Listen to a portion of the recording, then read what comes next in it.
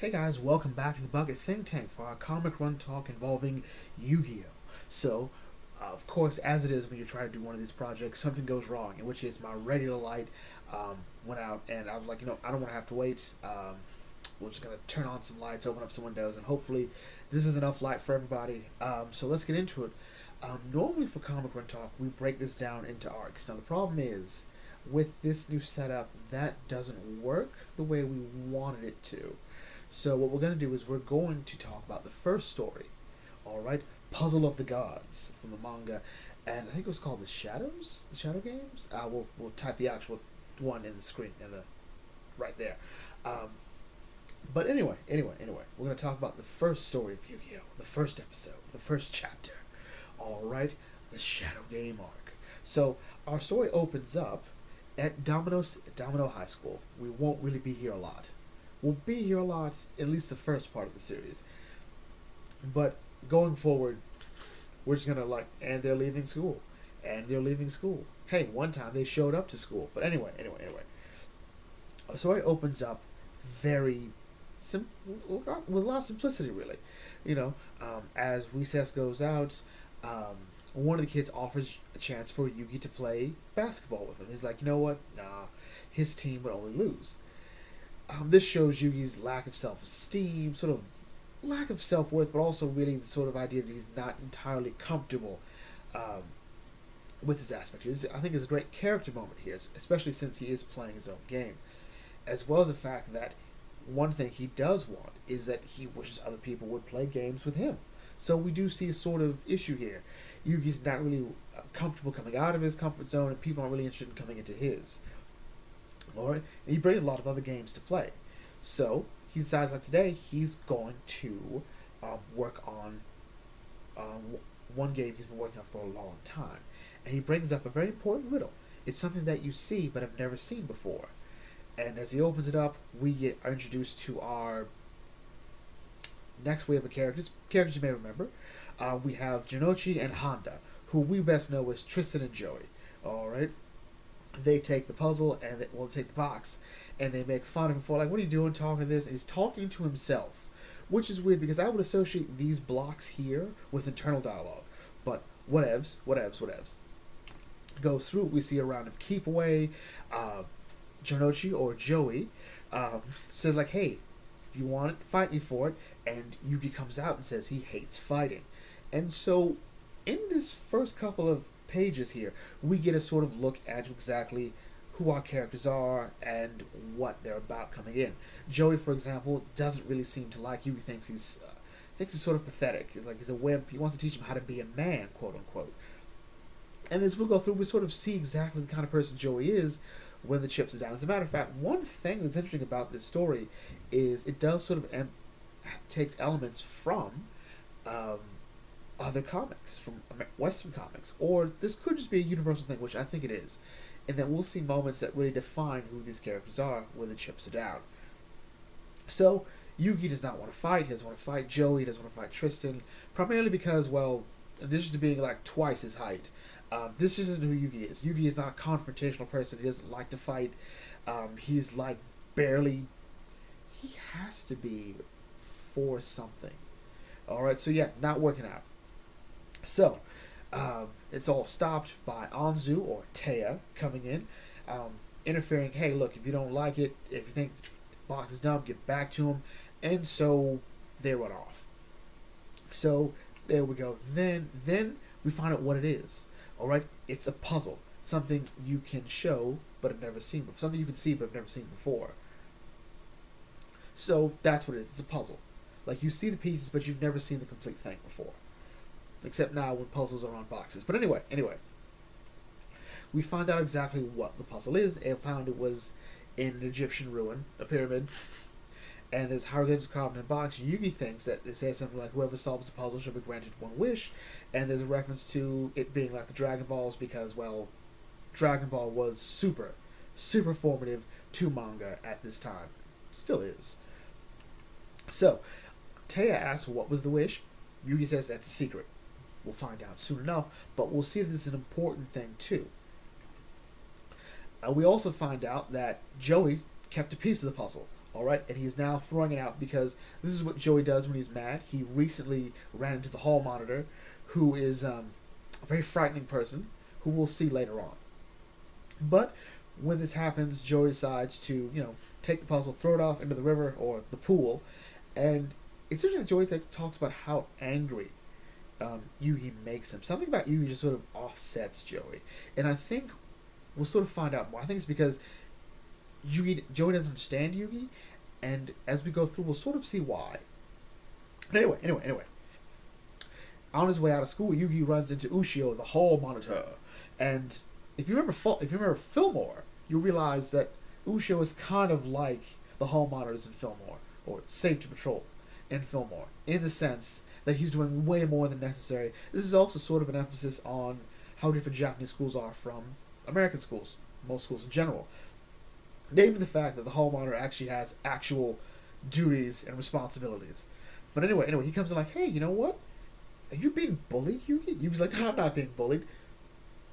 He's being bullied, but whatever. He's like, I'm fine. He's like, you know what? I can take care of you. I'll be your bodyguard. And he's like, I'm not asking for that. And as Yugi walks off, he's like, totally content, like, you know what? I'm fine. I'll deal with it. And Ushio goes, I found a good one. We come to the Turtle Game Shop, alright? The Turtle Store, alright? And Yugi's grandpa, who has never looked more devious, I'm lying. There'll be a scene where he looks really devious later on. It's really cool. He talks about the Millennium Puzzle and how it was found, the Egyptian archaeologists, they died one after the other, and he says the hieroglyphics carved onto the box says, the one who solves me shall gain the powers and knowledge of darkness.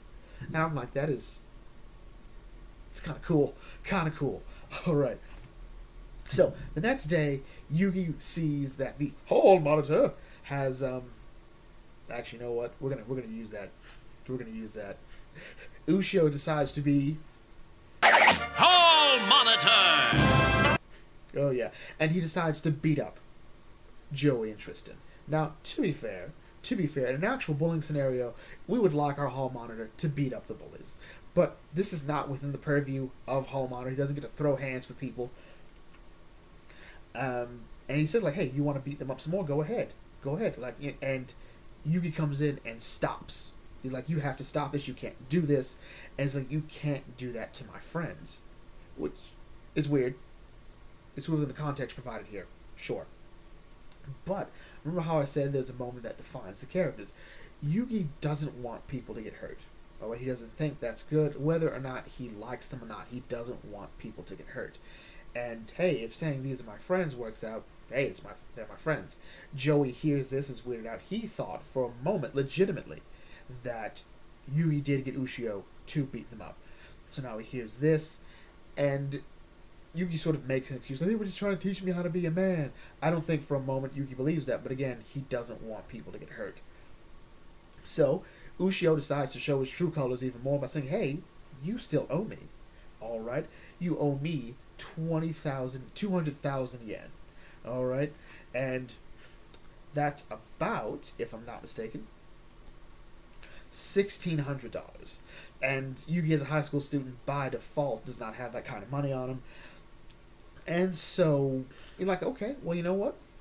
For that amount, you can hit these guys all you want. You can take out your daily troubles on them. I think it's a good deal. So, in other words, even if Yugi doesn't have the money, he's being offered a chance to hurt people. Or he's being offered this chance, this power, this position, and he says, like, you know what? No, you can't do that. If you're going to hurt someone, hurt me. Alright? Again, this resonates with Joey. And he's like, you know, you're the weirdest little thing. And he's like, well, you know what, guess what? Either way, you're going to pay me. And he starts beating up Yugi. Just really beating him up. And Joey's just like, well, why don't you you should have just stayed quiet like always, alright? And you wouldn't be hurt. And Yugi's like, no, he's not going to do that. And he talks about what his wish is. And this is sort of where it gets a bit weird, I think, in my mind, in terms of what Yugi wishes for. But what he wants for is friends. Friends he can count on, depend on, who can depend on him. And that's his wish. And I think what's interesting about that is Yugi is someone who wants to be worthy of friendship.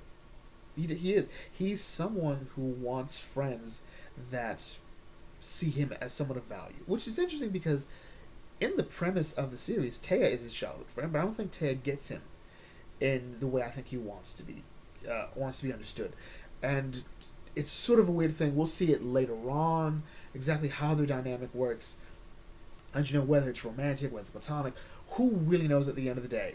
But either way, Yugi gets the snot beat out of him. I think it's even like a crotch shot. This is just really bad. This abuse of power is sort of a theme we'll see going forward into the rest of the series, especially the Shadow Game era, or as I call it, the Domino City era, because this is the most we'll ever see of Domino City as an actual place.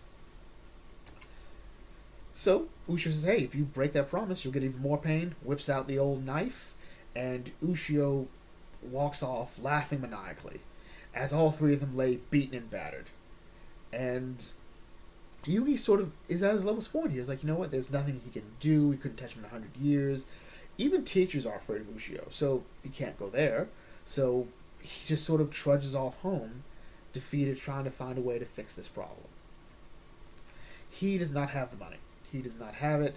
And for some reason, he starts working on the Millennium, on the puzzle. Or he starts putting together. For some reason, it's a lot easier right now. Things are fitting in better.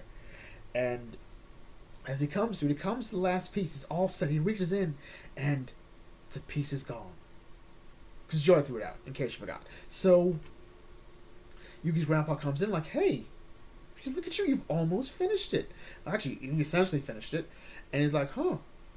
And this is also a really important line here. You've poured your heart into the puzzle for the past 8 years. Alright?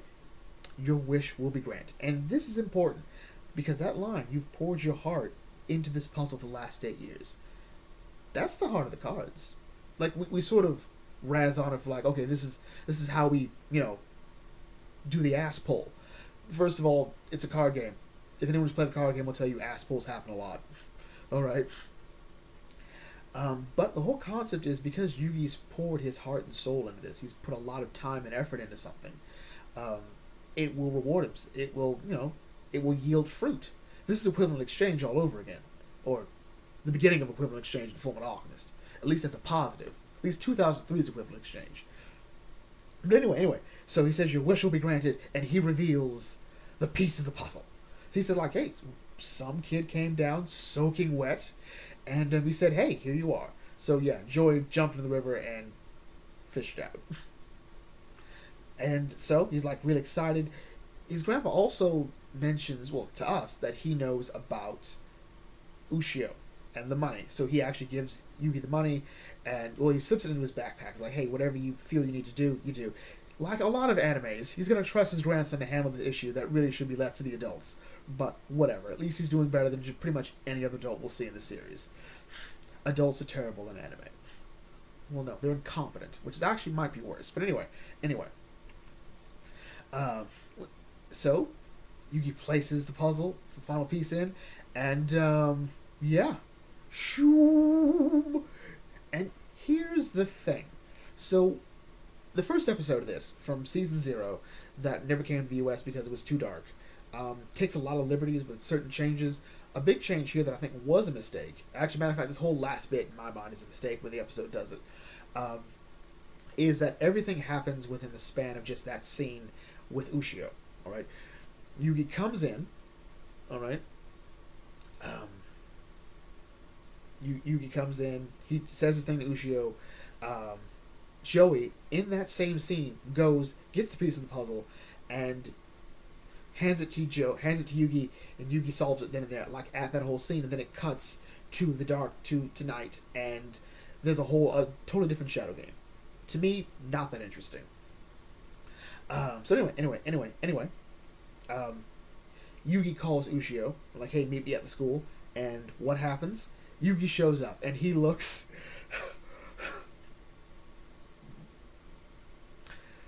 This is not your children's. This is not your grandfather's Pharaoh. As a matter of fact, this is what the fan base has called Dark Yugi. We called him Dark Yugi pretty much until the whole Battle City. Actually, not even Battle City. Like, we pretty much just called him, until Battle City, we just called him Yugi. The other Yugi, I think the 4 Kids Up to 11 also called Pharaoh, Yu-Gi-Oh. I'm like, what? Yu-Gi-Oh? That makes no sense. But here he's colloquially referred to as Dark Yugi. Other people call him Other Yugi, whichever one works for you. Um, and he's like, hey, thanks for coming, Ushio. So I have a game. So I've got 400,000 yen here. So just let's play a game here, all right? So I got this. I'll take your knife, all right? We'll take some money, all right? And we'll take turns, all right? Putting money on our hands and stabbing with a knife. The player gets to keep however much money he's able to pick up with the knife by stabbing it like this.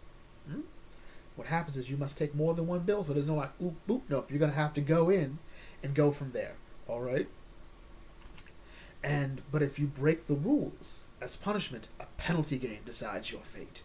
So he's like, okay, fine, let's go, man, let's go. So the game begins, and the trick is that it gets harder to control your strength each turn, because this really is a game about discipline and being able to control your greed. All right, because as you go through, what happens?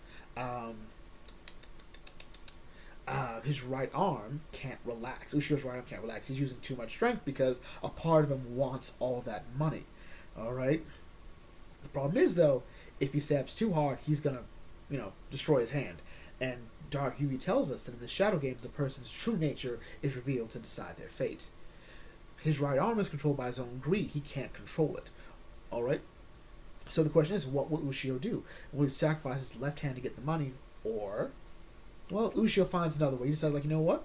I'll stab you, Yugi. And he jumps up, and he's like, you weren't able to follow the rules. And his forehead starts to glow, and he's like, you know what? The only ones who see this are those who trespass in my soul, like those who hurt my friends and try to steal my money. And so what happens? He gets the penalty game. Greed, the illusion of avarice. And Ushio thinks money is falling down, like, oh, money, money, money. And he's still doing it even into the next day. And, so Yugi comes to school like, oh, what's going on? Turns out he blacked out. Yugi blacked out after he solved the puzzle. So, all he knows is, I solved the Millennium Puzzle. Yeah. And what happens then? Well, the story ends with Joy coming in saying, hey, what is something you can show but can't see? And it says, like, it's friendship. Thanks for showing me that we're friends. And so begins one of the greatest friendships in anime, Yugi and Joey. Alright? From bully to best bud. That's a glow up. And that's how the story ends. Ultimately, Yu-Gi-Oh! Puzzle of the Gods is a fun, interesting story. I think it took some creative choices that I wasn't quite sure. I think Yugi's motivation doesn't quite work out, but it doesn't really matter. Because, like I said, a great moment for a hero is when they show who they really are, when the chips are down. Yugi's moment is actually similar to Static Shock's moment, to Virgil's moment in the original Static Shock comic, when Static has a moment to get away with hurting someone. And he says he can't do it. That's not who he is. Yugi's been given full permission, all right, by someone in authority, the Hall Monitor, to beat up people who've been beating him up. And he can't do that. He doesn't want people to get hurt. And in essence, that shows who he is. And he's rewarded for it. Interesting enough, Yugi feels he has to solve the Millennium Puzzle to get friendship. All right, or to find friends he can count on who can count on him. In reality, no. It's him being a friend, showing off who he is, that not only gets him a friend, but also gets the puzzle fixed. All right? So, yeah, ultimately, really great story. This is the beginning of the Domino City arc, the Shadow Game arc, Season 0 and Murder Aplenty. So after this, we're going to see, really, a lot of stuff we'll never see again. All right? Season 0 has the most character of any era of Yu-Gi-Oh! You're going to see, at least the first era. All right, we're going to see takes on Kaiba we never thought were possible. We're going to see explanations to Joey. Tristan will matter, and you will never be able to say that again. All right, Tristan also isn't a total simp. All right, actually, Tristan is like a rising star in Season 0. So anyway, that is our first issue here, our first story. We're going to try to do more instead of just more than just one chapter. We're not going to do this chapter by chapter by chapter. That'll take too long. For the Shadow Game arc, we're going to cover a couple more chapters, and I think you can probably guess what they are. All right, if you can, leave it in the comment section, and then we're gonna stop before we get to the man from Egypt. This is Bucket Think Tank signing off. Thanks for watching. As always, may your fandom serve you well.